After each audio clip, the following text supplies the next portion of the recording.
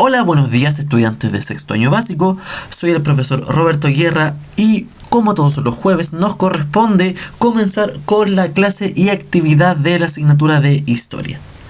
El día de hoy vamos a comenzar con la clase 3 de la unidad número 2 y esta clase se denomina Población y actividades económicas en nuestro país. El objetivo de esta clase es identificar la distribución de las actividades económicas y también de la población.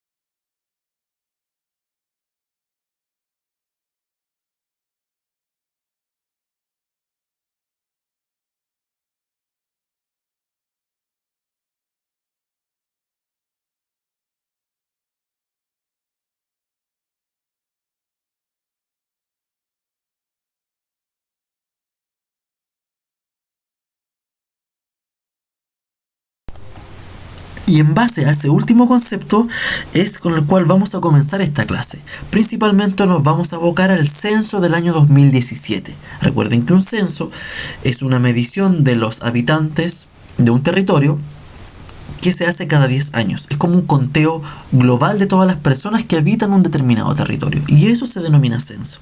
Y en nuestro país se realizó por última vez el año 2017. ¿Qué datos aportó ese censo a nuestro país? Primero que todo nos entrega el volumen de población, es decir, el total de habitantes de nuestro país. El volumen correspondía a 17.574.003 habitantes en todo el territorio tricontinental de Chile. O sea, igual bastante. Si nosotros tomamos ese volumen de población, podemos decir que 8.601.989 corresponden a hombres y eso corresponde a un 48.9%, miren, interesante. Y en mujeres, ese volumen de población corresponde a 8.972.014 mujeres, que alcanza el 51.1% de la población. Primer dato, entonces en Chile hay más mujeres u hombres según el censo del año 2017. Así es, hay muchas más mujeres. Y si tomamos ese volumen de población y lo distribuimos por grupo etario, es decir, por grupos de edad, de 0 a 14 años, es decir, la edad en que se encuentran ustedes, corresponde al 20,1% de la población de Chile. De los 15 a los 64 años, alcanza el 68.5% de la población. Y la población que tiene de 65 años hacia arriba alcanza el 11.4% de la población. Es decir, este censo nos entrega igual datos importantísimos de cómo estamos nosotros los chilenos actualmente. Pero también es necesario que nosotros nos percatemos cómo fue evolucionando la población chilena. Y para ello vamos a tomar como referencia los últimos 7 censos realizados en nuestro país, desde 1952 en adelante. Fíjense que en el año 1952 el volumen de población de nuestro país era 5.932.995 personas, o sea, no tanto. Pero fíjense, a medida que fueron avanzando los censos, 1960, 1970, 1982, 1992, o sea, la cifra va aumentando considerablemente hasta llegar al año 2002 a los 15 millones de habitantes y el año 2017 ya al volumen de población que ya conocemos, que ya hemos hablado en diapositivas anteriores y en la clase. Pero fíjense que entre 1952 y el año 1992, es decir, casi en 40 o 50 años, la población chilena aumentó bastante, de 5 millones a 13 millones, o sea, 7 millones de habitantes. Claro, y después del año 1992 al año 2017, el aumento ya fue más sostenido. De 13 millones pasamos a 15 y de 15 pasamos a 17. Pero si vemos del año 1952 al 1992, igual el salto es tremendo. Tremendo, tremendo. Por eso es importante que nosotros nos fijemos que cómo ha evolucionado la población chilena, cómo ha aumentado. No siempre hemos sido 17 millones de habitantes. En un momento fuimos 5 millones y en un momento también fuimos 3 millones de habitantes. Pero por eso es importante conocer la evolución y la tasa de crecimiento intercensal, es decir, la tasa de crecimiento entre los censos.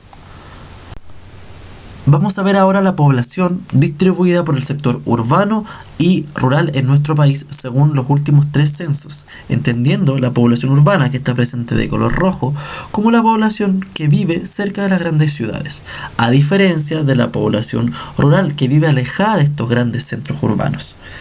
Desde el año 1992 al año 2017 evidenciamos claramente que la población urbana fue aumentando en su porcentaje, pasando de un 83.5% en el censo de 1992 a casi un 90%, un 87.8% para ser más específico, en el censo del año 2017.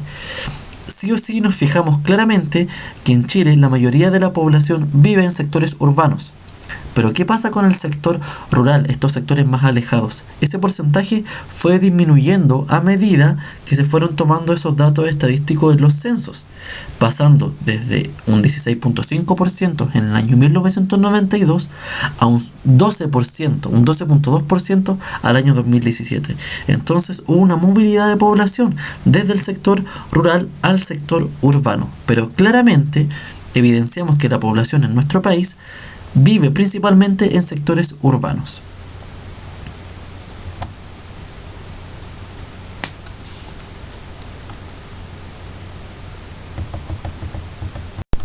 Tenemos acá un mapa de la densidad poblacional de Chile. Recordemos que la densidad de población hace referencia a la cantidad de habitantes en promedio que vive en un kilómetro cuadrado.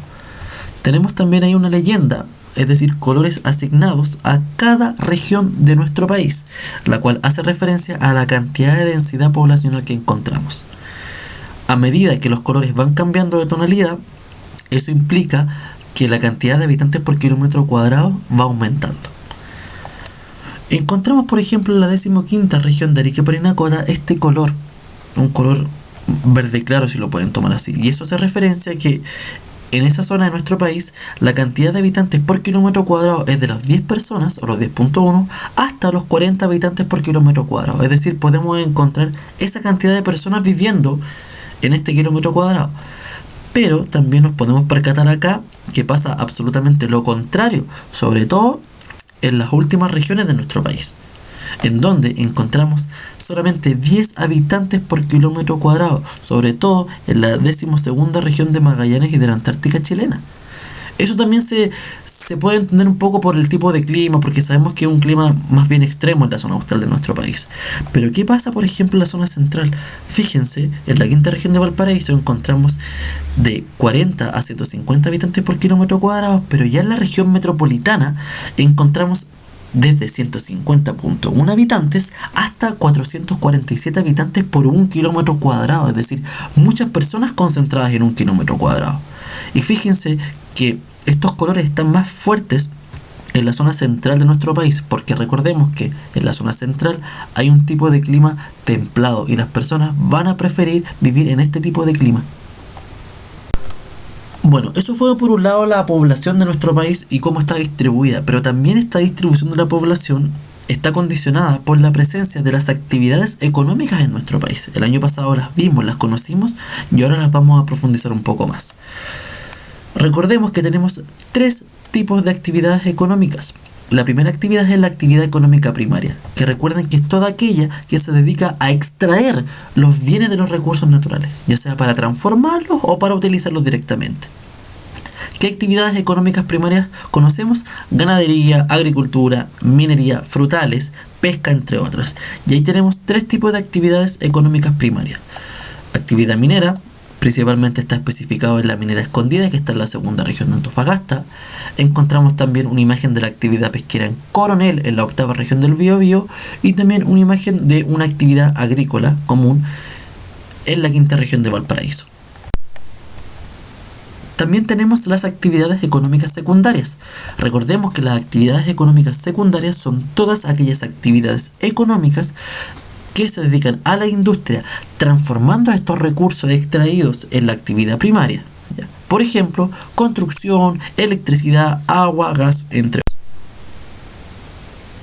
Y tenemos, por último, las actividades económicas terciarias, que son aquellas que se dedican a satisfacer las necesidades humanas que están vinculadas a la comodidad y el bienestar. Esa es por un lado la actividad económica terciaria. La actividad primaria es de extracción, la actividad secundaria es de transformación del producto y la actividad terciaria ya es cuando el producto se entrega principalmente. Y por eso se relaciona con los servicios. Y el sector de servicios es el más grande en la economía de nuestro país. Entonces tenemos otro dato importante. Dentro de las tres actividades económicas y principalmente en la actividad económica terciaria, el sector de servicios es uno de los más grandes. ¿Qué actividades tenemos acá? Turismo, ventas al por menor, salud, educación, entidades financieras, transporte, entre otras. Pasamos ahora a práctica independiente. Sigan las instrucciones que les voy a dar a continuación. Guía de actividades número 3 de esta clase. ¿Cómo se distribuye la población en las actividades económicas? Recuerden leer las preguntas y solo escribir en tu cuaderno el número y la letra de la alternativa correcta. Número 1. Recuento de la población que se realiza cada 10 años. ¿A qué concepto corresponde esa definición? Observen esa tabla y respondan las preguntas 2, 3, 4 y 5. Pregunta número 2. ¿Cuál es el volumen de la población de nuestro país? Número 3. Según la tabla, ¿qué población predomina en nuestro país? Número 4. ¿En qué región se concentra la mayor cantidad de hombres y mujeres? Número 5. ¿En qué región se concentra la menor cantidad de hombres y mujeres? Acá tenemos otro mapa que se vincula con las actividades económicas de la región metropolitana, explicadas con una simbología respectiva. Pregunta número 6. ¿En qué zona de la región metropolitana se concentra la industria? Fíjense bien en la simbología de la industria. Número 7. ¿Qué tipo de recurso, ojo, agrícola destaca en la región metropolitana?